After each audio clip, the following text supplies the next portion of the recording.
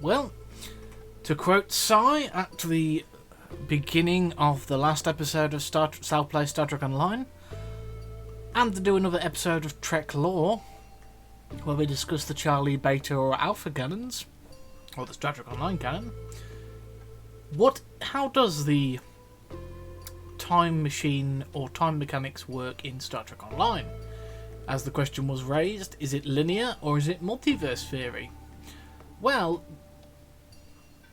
originally you would be mistaken, especially if you've only watched DS9, in thinking that it's just linear time, as whenever the prophets are talking to a member of the cast, they always refer to them as being linear.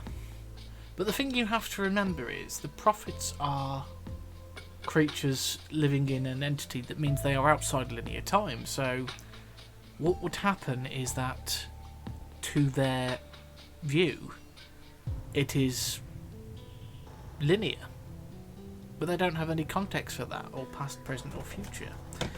As we said, timey-wimey, from a non-linear, non-subjective point of view, it's just a ball of stuff, things are happening. But the answer, if you look at Star Trek across the entirety of its run, it is all multiverse theory. The Alpha canon, the Kelvin timeline, these are all separate universes. And the mirror universe, or any of the different universes created when there's been issues with time and an event has changed. Like, for example, the mirror universe. Instead of shaking the hand of the Vulcans when they landed on Earth during first contact, he decided, instead of, raising his hand in a handshake, when he realised he couldn't do the Vulcan salute, he pulled out a shotgun and started shooting them, and they stripped the ship for parts. This was the beginning of the Terran Empire. Or the issue with Gabriel Bell in the Bell riots. He was actually, instead of him being there to protect the hostages, in one universe, he was replaced by Benjamin Sisko temporarily, and then they swapped out their IDs later on, which, from that point forward would have been the Prime Universe. So the way to view it is that the Prime Universe is essentially the preferred timeline we're following, where everything has gone right for the characters, or wrong. It's followed a specific progression of that story in one particular instance, whereas the Beta canon could be another one where, there is the Pathfinder project that eventually leads to Voyager and a fleet returning to the Delta Quadrant with Captain Chakotay leading the way for Voyager, and various issues with the transphasic warp technology. Sorry, slipstream technology. I get those two mixed up sometimes. But the way in which to solve it was waiting for them in the Delta Quadrant. But in order to find that, you'll have to read those books. Or the Federation War with the Borg, where the Borg decided that their technological and biological distinctiveness was irrelevant. You will be annihilated. Resistance is futile, but welcome. Could be another one. Now, bear in mind, when I first read that, I had chills down my spine. The Borg have had enough. We're going to wipe you out. And the subsequent origins of the Borg in that one being revealed. Or in another, the Borg were created by the probe V'Ger interacting with a species of intelligent machines, but eventually, due to their interactions with the Voyager probe, it created the Borg itself.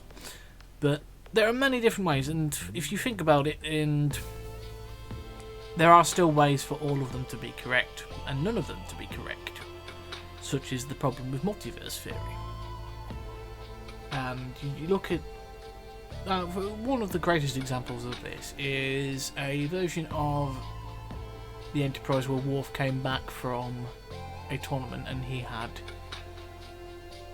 basically won the tournament, and then he came back and he was not, and then he was switching between different times where this tournament had different effects, or the cake at his birthday was different, or the captain was there or he wasn't.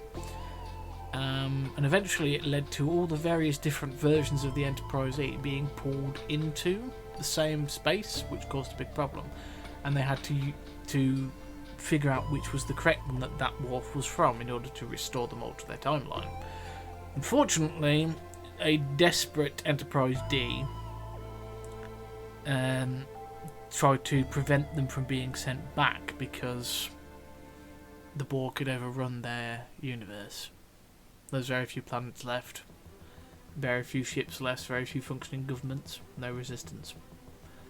Unfortunately, they tried to disable that ship but ended up destroying it by accident.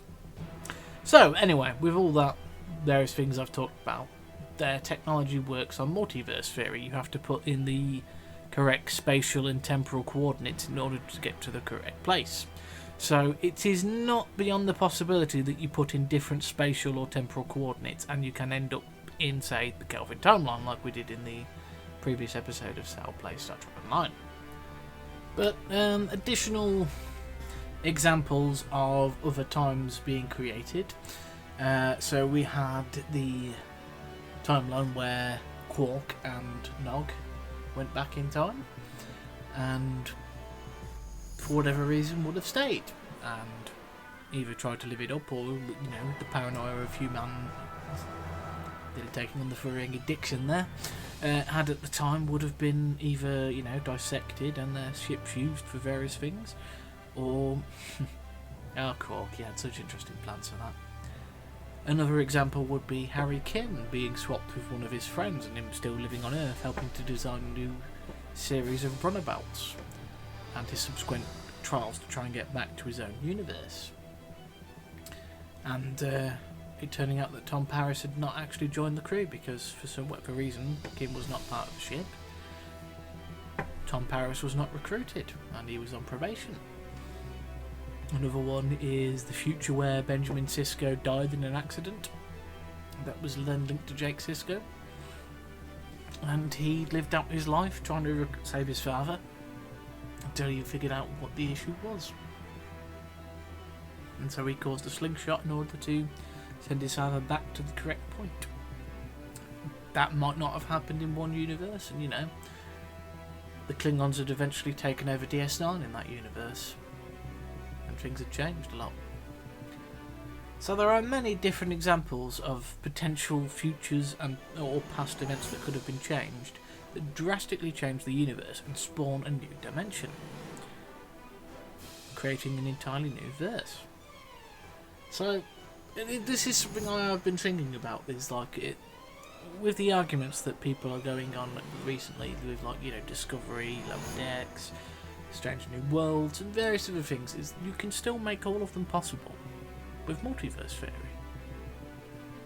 Okay, it's a bit of a cop-out, and people could sit there and go, you're just picking and nitpicking, and not, well, yeah, that's what's... Like, people's headcanon can also be like a multiverse. Think of that another universe. Like, personally, I like the storyline where Picard never gives up the Enterprise until much later, until eventually he becomes the, you know, ambassador of Vulcan, which was originally the storyline they'd set up for the Prime Tap universe for Countdown, until they changed it for Picard, where, you know, he was commander of the USS Verity and Data was the captain of the Enterprise E, which is how they were still able to fit it in with what happened for the Hobo Star incident, because Countdown directly influences that. But anyway, I will put the list of each episode that involves time travel that I can find in the description below. And hell, if you want, you can maybe come to a different conclusion myself. We can chat about it, maybe have a podcast about it. As at some point I do plan to do a podcasty-like system where we talk about these things. I'm still working on a working title for it, but let me know what you think in the comments down below. Anyway, this wasn't the planned second episode of Star Trek Lore, but it's been an interesting one, because I will be releasing this as well at the end of the episode, and also as a standalone one for my Lore viewers, the ones who don't want to watch the gameplay. But hey, anyway guys, thank you very much for watching, and I will catch you next time.